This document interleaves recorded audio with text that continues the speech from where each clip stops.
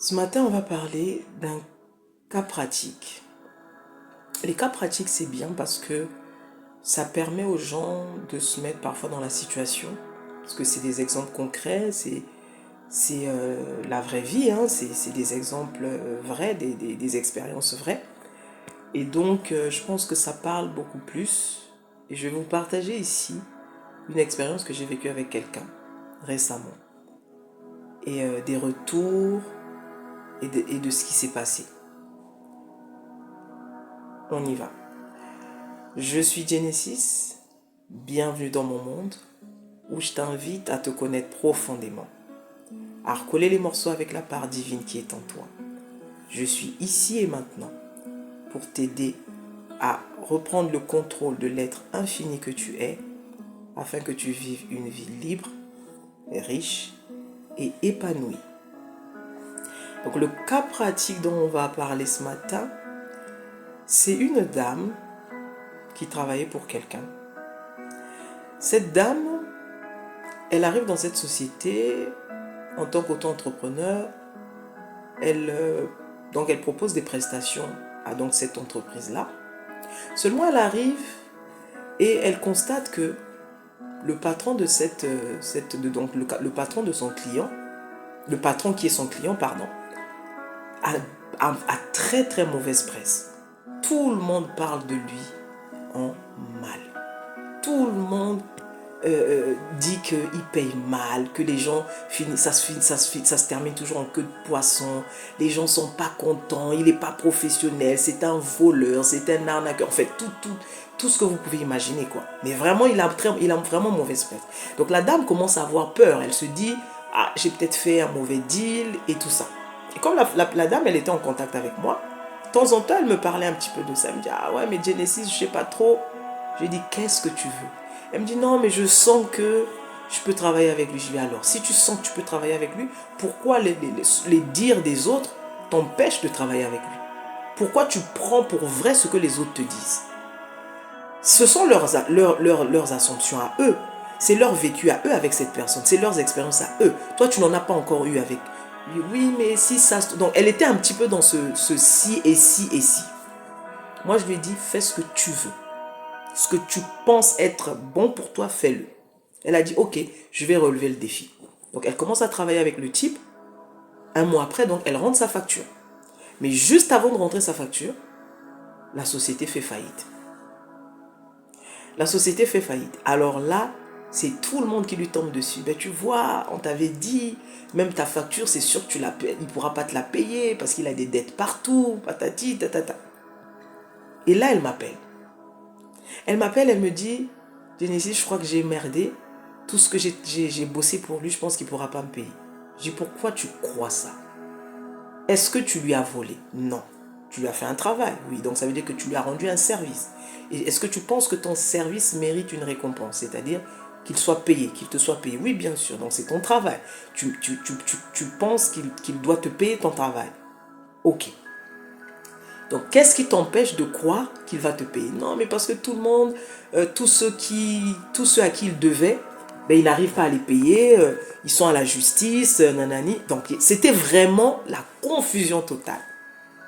Elle m'a dit, oui, mais en plus, ma facture, c'est beaucoup d'argent. Vraiment, c'est du gâchis et je ne me vois pas aller au tribunal avec lui. J'ai dit, pourquoi déjà tu cries au loup? Tu es déjà en train de penser au pire. Pourquoi tu parles de tribunal? Pourquoi tu ne peux pas juste penser qu'il va te payer? Pour la simple et bonne raison que tu ne lui as pas volé, que tu lui as rendu le service qu'il t'a demandé, et ton service mérite une récompense, c'est-à-dire ton service mérite qu'il soit reconnu, qu'il soit payé. Pourquoi tu ne peux pas juste rester là-dessus? C'est un droit que tu revendiques là. Tu ne lui as pas volé. C'est ce qui te revient de droit. Donc pourquoi alors ton droit ne va pas être honoré? Non, mais tu sais, c'est tout le monde. Il y a des gens même comme moi qui ont dû laisser tomber parce qu'ils savent qu'ils ne seront pas payés. Moi, j'ai dit, ben toi, tu vas faire la différence. Pendant 3 jours, je l'ai coaché, cette dame. J'ai dit à cette dame, tu commences à le voir comme un être bon. Déjà, sors de ta tête tout ce qui se dit autour de lui, tout ce qu'on t'a raconté sur lui, qu'il est mauvais, que c'est un escroc, qu'il ne paye pas. Tout ça, tu oublies. Maintenant, vois-le comme un être divin, normal comme toi. C'est-à-dire qui mérite qu'on soit indulgent avec lui, qui mérite qu'on soit patient avec lui, qui mérite qu'on soit bon avec lui. Parce que comme toi, c'est un être divin. Et à la limite, excuse peut-être tout ce que tu entends de lui. Tu ne pourras le faire que si tu le vois bien, si tu le vois bon. Tu vas l'excuser comment? Ok, il se dit que c'est un escroc. Il se dit qu'il ne paye pas. Peut-être qu'il ne paye pas parce que il ne se connaît pas. Parce que il a été trompé par sa petite nature humaine. Parce que il a peut-être certaines blessures qu'il n'a pas réglées au-dedans de lui. Commence en fait à lui trouver des circonstances atténuantes. Peu importe ce que tu as entendu de lui, vois-le bien, vois-le bon. Quand tu penses, tu auras l'impression que c'est ancré, que tu peux à nouveau le voir comme quelqu'un qui est digne de ta confiance, écris-lui un mail et dis-lui, ok, là tu as fait faillite, mais moi j'ai une facture, comment on fait pour la payer? Et tu vois ce qu'il va te dire. La dame l'a fait. C'était dur, les amis. Parce que c'était compliqué pour elle de le voir comme étant bien, parce qu'on avait déjà pollué son esprit avec tout ce qui avait déjà été fait par le passé. Elle a commencé à le voir simplement comme quelqu'un de bon. Elle a commencé à excuser toutes ses failles, comme nous tous, nous en avons.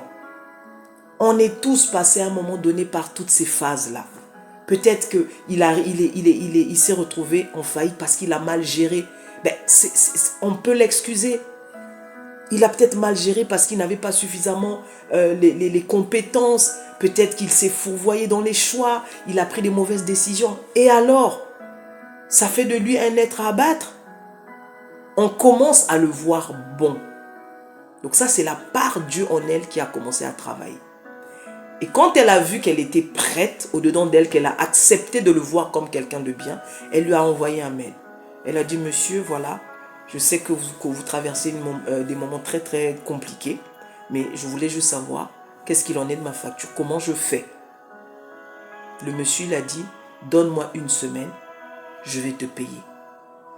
Au début, ces pensées-là, on dit, ouais, ça c'est encore une façon de te dribbler, c'est sûr qu'il ne va pas te payer, il fait ça juste pour s'en sortir, il ne va pas te payer. Je lui ai dit, reprends le contrôle de tes pensées, ne laisse pas ces pensées dominer à nouveau. Reste sur tes premières pensées positives. Continue de le voir comme étant bon et crois en cette parole, crois en ce qu'il t'a dit. Il a dit qu'il va te payer dans une semaine, crois qu'il va te payer dans une semaine, reste là-dessus. Reste là-dessus. Et donc elle a fait le travail au niveau d'elle-même, au niveau de ses pensées. Et parce qu'elle a commencé à voir ça, avant une semaine, je crois que c'était le 5e jour, elle le relance, elle le relance en lui disant, au fait, dans 2 jours, vous m'aviez dit que vous me payerez, est-ce que c'est toujours d'actualité? Et là, le monsieur lui dit, envoyez-moi votre RIB, je vous fais le virement tout de suite. Elle a envoyé le RIB à l'instant.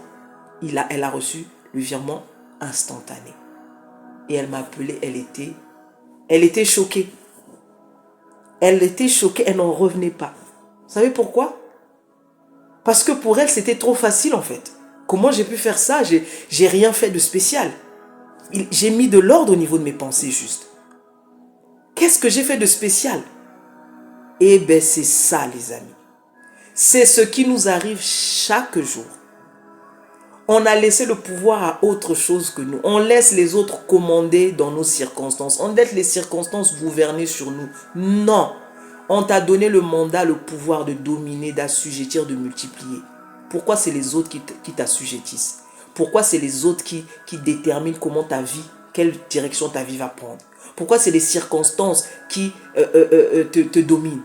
C'est toi qui domine, c'est toi le cerveau penseur, c'est toi qui es, c'est toi l'être.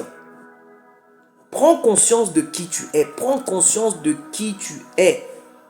C'est la seule vérité. J'ai voulu vous partager ce témoignage pour que vous compreniez cette histoire de la pensée.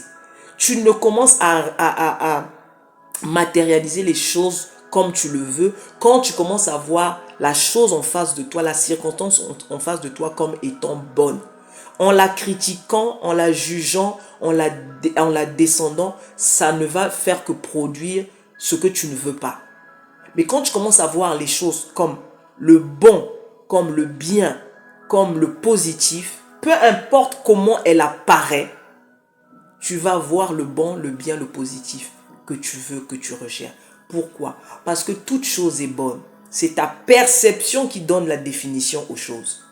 Donc si elle était restée sur ce que les autres avaient dit, si comme les autres, elle avait épousé ces idées selon lesquelles c'était un escroc, jamais elle aurait eu son paiement. Mais quand elle a commencé à le voir comme un être humain, faillible de sa partie humaine, mais un être divin, c'est-à-dire un avec Dieu comme elle l'est, la magie opère, la magie de l'amour opère. Et c'est ça que je veux que tu retiennes dans ce témoignage. Il n'y a rien qui n'est définitif. Si toi tu as décidé que cela était définitif, change ta perception. Change la manière dont tu vois les gens. Change la manière dont tu vois les choses. Tu auras les résultats que tu attends. J'espère que ce cas pratique va servir à quelqu'un. Je te souhaite une bonne journée. Genesis.